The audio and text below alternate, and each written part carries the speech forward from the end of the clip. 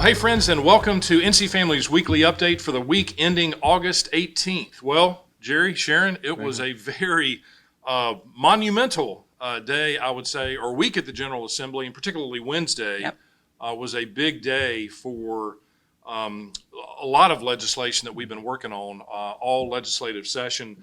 The General Assembly actually on Wednesday overrode 6 vetoes that Governor Roy Cooper had stamped on pieces of legislation.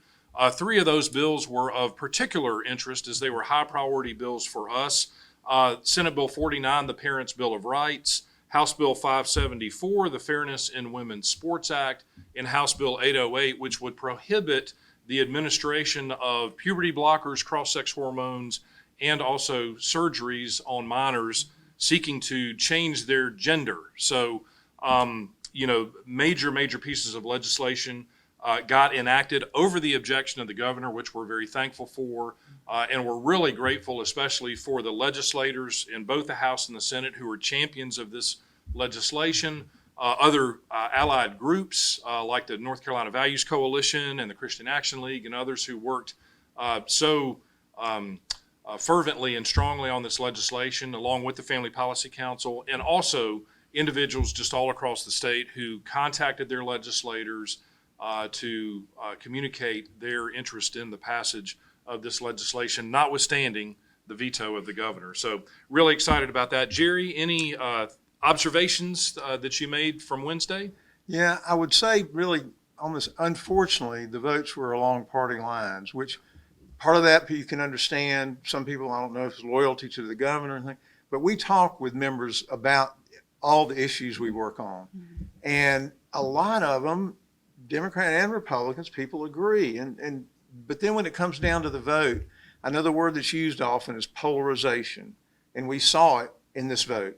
It was strictly along party lines on all of these. I was going to get to that. Except, only 2 of those. Yeah. There were 2 members, 2 Democrats in the House on 2 of the bills who did vote to override. Representatives Pierce, Representative Ray. So but Garland Pierce and Michael Ray, 2 long-serving House members who have been allies on a number of issues along the years that were, not necessarily where the party set out on this legislation. Yeah. But again, it was sad because we talk to people and I think have usually a good sense about where people are. But those pressures, unfortunately, sometimes result in a vote that isn't reflected, of their actual position on things. I will add to that, because a lot of times people go, well, is that true all the time? I don't know what the percentage, but overwhelming percentage of the votes at the legislature are close to being unanimous. But when it comes to what I guess people call social issues, like the ones we're talking about, unfortunately, the division is just too clear. Yeah. And it's not really, in reality, the truth as far as where members stand. Well, thank you for that, Jerry. And the vote in the Senate was razor thin. I mean, there were 5 senators who were absent, and the Constitution, to override the governor's veto, the Constitution requires a 3/5 vote of members present and voting. So the votes in the Senate were 27-18, which was just exactly what was necessary in order to override the governor's veto. And those were on party line votes. So, right. We praise God for that. Yeah, absolutely. We were able to do that. So we're really grateful for the passage and the ultimate enactment of this legislation. Again, the Parents' Bill of Rights, the Fairness in Women's Sports Act, and the bill that would prohibit the administration of puberty blockers, cross-sex hormones, and transgender surgeries on minors. So those are done. Praise the Lord. Also, in legislative news, the budget debates continue. We've been hearing that the budget may not be put together for another number of weeks. But in the midst of the budget debates, of course, as we've been talking about for weeks, are continuing discussions about the legalization of commercial gambling casinos in North Carolina, as well as video lottery terminals, which would add tens of thousands of additional, basically video poker machines across the state. I was actually in Rockingham County last night, where one of these casinos is proposed to be sited, meeting with a group of pastors. And also last Friday was in Nash County in Rocky Mount, meeting with a group of really concerned citizens there. So the opposition in these communities where these casinos are proposed to be sited is rising. I mean, the people are very upset by these proposals. They don't want casino developments in these communities, and they are making their voices heard. So, Jerry, kind of any additional insights into the status of things right now? Yeah, well, we are continuing to meet with members, provide them with information about not just the social, the economic realities. It's just not a positive picture at all. And thankfully, because of that and what they're hearing from home, from their constituents, we're hearing that the opposition at this point is strong enough to be holding it back. And we're praying that will continue with all of us working together, that will not happen, because they are hearing the facts, the truth. They're hearing from the people they represent. So we need to keep pressing on. Yeah, absolutely. That is so important. On an issue like this, it really comes down to individual members of the legislature, and their positions often on these bills are going to be dictated by what they hear from their constituents back home. So please, I know we keep saying this, if you haven't contacted your legislators, or if you have, contact them again. They need to understand how critically important this legislation, or the defeat of this legislation, is. So there are links under the video where you can again go and reach out to your House and Senate members to express your opposition to casinos in North Carolina, as well as video lottery terminals. So thanks so much for that. Thank you, Jerry. And Sharon, so in other news, not legislative related necessarily, there has been some action in the Fifth Circuit Court of Appeals dealing with abortion drugs. Give us an update about that. Correct, yes. And we've been talking about it off and on through the session, or this session here, about mifepristone. That was the abortion drug that the FDA approved back in 2000. It had some safeguards in it. And through the years, particularly in 2016 and in 2021, they removed some of those safeguards. So our friends at ADF have been representing several doctors' organizations and some individual doctors to try to put those safeguards back, if not even remove the drug.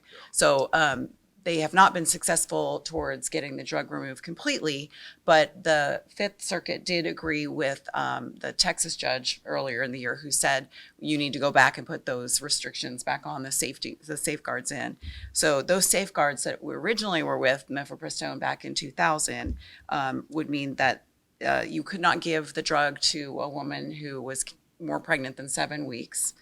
You had to have necessary doctor's appointments. You had to take the drug in front of the doctor. Which we have an explicit law in North Carolina that Correct. requires that. Right. So some of this would be even, great news across the country, but especially for us when we're talking about our own legislation. So we will be watching this because there's been conflicting rulings on this issue. It will most likely end up in the Supreme Court, and they have put a stay on anything until it comes before them, or whether they decide they're going to hear it. So right now it's back to what the FDA did do in 2016 and 2021, but we are very prayerful that it will return to the original safeguards. So the bottom line is that the Fifth Circuit ruling is positive, but it's not Correct. definitive. It Right. doesn't say that the FDA has to go back to the standards that were in place before they started loosening things up, Right. and making it easier for this drug. Yeah, and it really is safeguards. These things will help to protect the health of the women and girls that do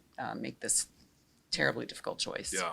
Well, and just to, if I'm correct, and you're the the nurse here, but mifepristone is the first drug in the two-drug abortion drug regimen. Right. It's RU486, and so it basically starves the unborn baby of progesterone. Right. And then the second drug causes contractions, and for that Right.